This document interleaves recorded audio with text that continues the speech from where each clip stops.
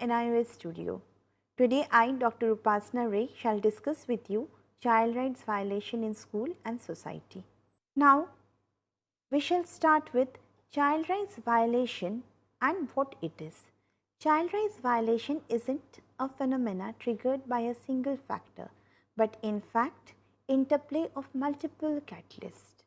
These factors are interlinked, which means that a substantial defense of child rights will require not only comprehensive policy reforms but unprecedented attempts at changing people's psyche towards the right of the child. What is child abuse? In 1999, the WHO, World Health Organization, consultation on child abuse prevention compared definitions of abuse from 58 countries and drafted the following definition.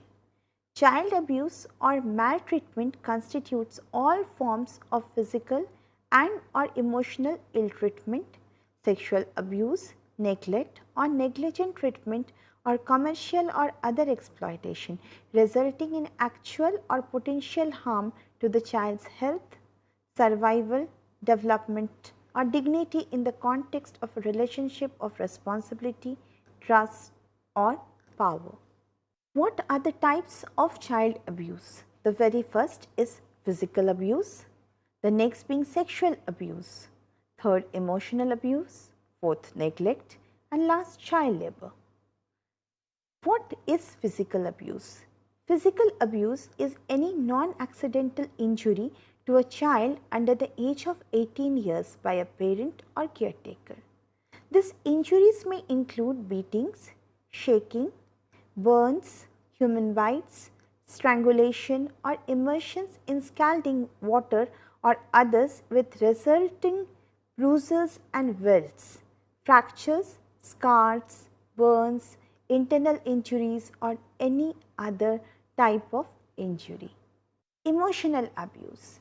Emotional abuse includes the failure of a caregiver to provide an appropriate and supportive environment and includes acts that have an adverse effect on the emotional health and development of a child. Such acts includes restricting a child's movements, denigration, ridicule, threats and intimidation, discrimination, rejection and other non-physical forms of hostile treatment. It also includes a chronic pattern of behaviors such as belittling, humiliating and ridiculing a child. How do we define child sexual abuse?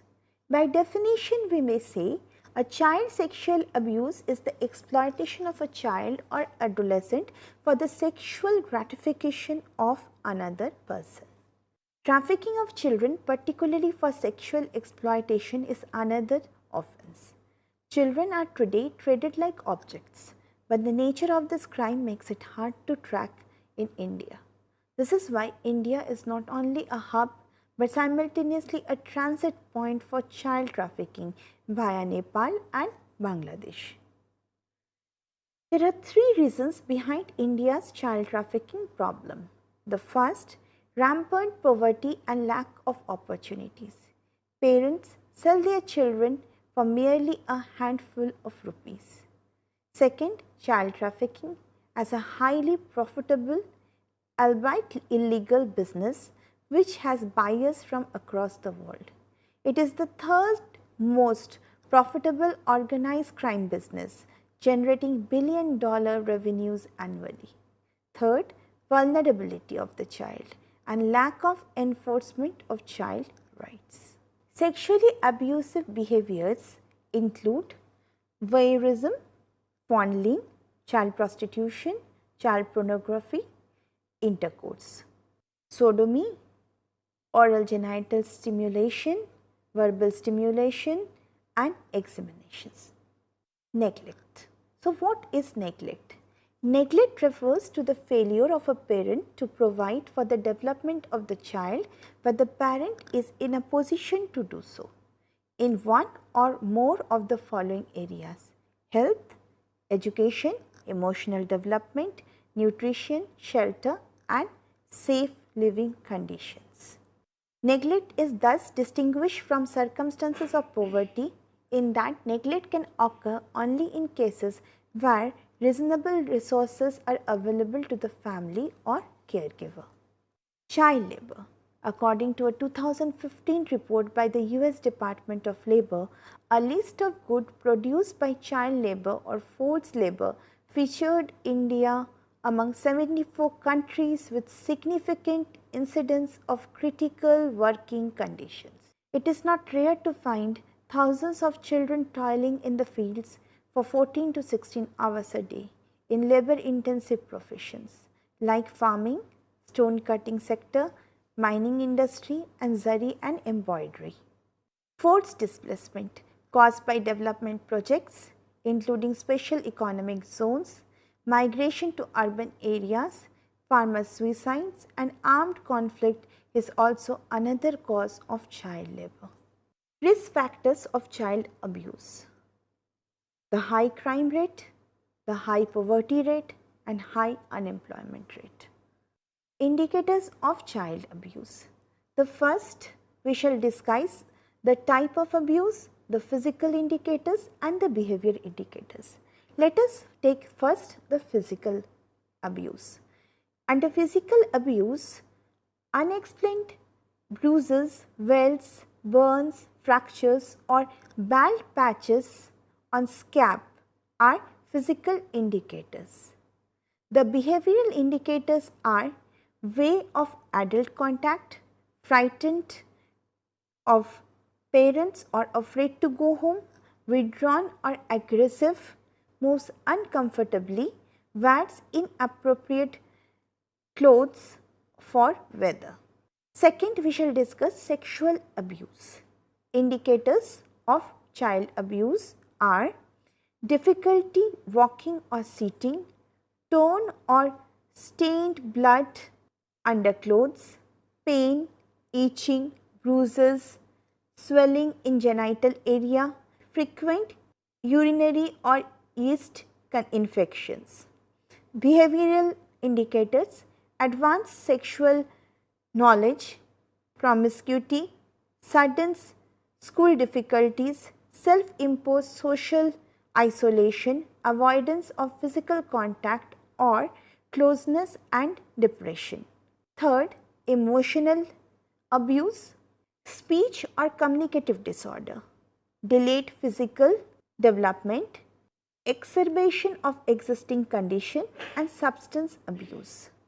What are the behavior indicators of emotional abuse?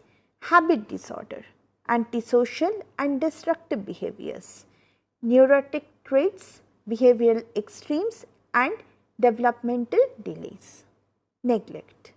Under physical indicators of neglect, we have consistent hunger, poor hygiene, inappropriate dress, unattended medical problems, underweight and failure to thrive. Under behavior indicators, we may state self-destructive behavior, begging or stealing, food, constant fatigue, assuming adult responsibilities or concerns, frequently absent or tardy, states no caretaker in home. Common features of successful child abusive prevention programs. The first is strengthen the family and community connections and support. Second, treat parents as vital contributors to their children's growth and development. Create opportunities for parents to feel empowered to act on their own behalf. Respect the integrity of the family. Enhance parents' capability to foster the optimal development of their children and themselves. Violation of rights in schools. Schools means any public or private pre-kindergarten, elementary school, secondary school, technical school, vocational school, college, university or institution of post-secondary education. What are the rights that are often violated in the school? The first, right to free and compulsory education. There should be no charges, direct or indirect, for primary education. Education must gradually be made free at all levels. Right to non-discrimination. Schools must not make any distinction in provision based on sex, race, color, language, religion, political opinion, nationality, ethnicity, ability or any other status. Even at birth, India's masses prefer a boy over a girl. Girls in India are given less food, including access to breastfeeding, fewer healthcare consultations, making anemia and mineral deficiency common. Despite high female literacy, Delhi, Gujarat and Rajasthan still show discrimination against girls. The next kind of discrimination that we can discuss is people belonging to the SCs and ST criteria. They have faced discrimination throughout generation and this trend is prevalent even to this day. Right to adequate infrastructure. There should be an appropriate number of classrooms accessible to all with adequate and separate sanitation facilities for girls and boys. Schools should be built with local materials and be resilient to natural risk and disasters. Right to quality trained teachers. Schools should have a sufficient number of trained teachers of whom a good proportion are female. Teachers should receive good quality pre-service and in-service training with built-in components on gender sensitivity, non-discrimination and human rights. All teachers should be paid domestically competitive salaries. Right to safe and non-violent environment is another right that is often violated. Children should be safe en route to and in school. Clear anti-bullying policies and confidential systems for reporting and addressing any form of abuse or violence should be in place. Right to relevant education. The curriculum should not discriminate and should be relevant to the social, cultural, environmental, economic and linguistic context of learners. Right to know your rights. Schools should teach human rights education and children's rights in particular. Learning should include age appropriate and accurate information on sexual and reproductive rights. Right to participate. Girls and boys have the right to participate in decision making processes in school. Appropriate mechanism should be in place to enable the full, genuine and active participation of children. Right to transparent and accountable schools. Schools need to have transparent and effective monitoring systems. Both communities and children should be able to participate in accountable governing bodies, management committees and parent groups. Another right that is commonly violated is right to quality learning. Girls and boys have a right to quality learning, learner-centered approaches, learning style-centered strategies and to effective teaching processes so that they can develop their personality, talents and physical and mental abilities to their fullest potential. Corporal punishment. Corporal punishment is another thing that is a must and should be avoided at any cost from any school. Violation of any kind to this is severe. Corporal punishment of children in the form of hitting, punching, kicking or beating. In many, it is a significant phenomena in schools and others. Traditionally, teachers did not consider it an offence by hitting, punching, kicking or beating a student. But today, any kind of punishment as such is punishable on the part of the teacher. Role and functions of the teachers. First, provide care basic survival needs such as food, clothing and shelter to the students. Second is education. Third, prevent abuse in all forms, physical, sexual and emotional. Report suspected cases of abuse. Prevent child labor, seek assistance for the state where needed. Lifesavers. Always as a teacher, remember that you will not ever do certain things. So what are the things that you should never do? The first, never leave your class unattended. never ignore your students. Even if your students need to say the smallest thing to you, please pay attention to what your student is trying to tell you. Never disregard dramatic change in a student's behavior. Never scold a child who complains of being sexually molested. And always remember to teach children to shout or scream for help when in danger. Always remember to teach students to run away from persons who are acting suspiciously. Always remember to teach them to say no to strangers offering goodies and car rides.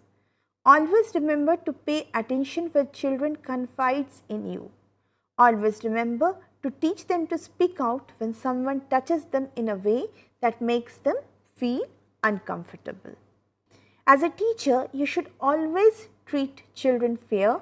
You must not discriminate among the children in your class. Be very careful and refrain from calling them names. Calling names is often labeling a child. So, unknowingly, you may be causing harm to the child. If at all possible, avoid any and every kind of corporal punishment. Use positive and not negative reinforcement. As an overview of this session, we may say that child rights are often violated in both societal aspect and in schools.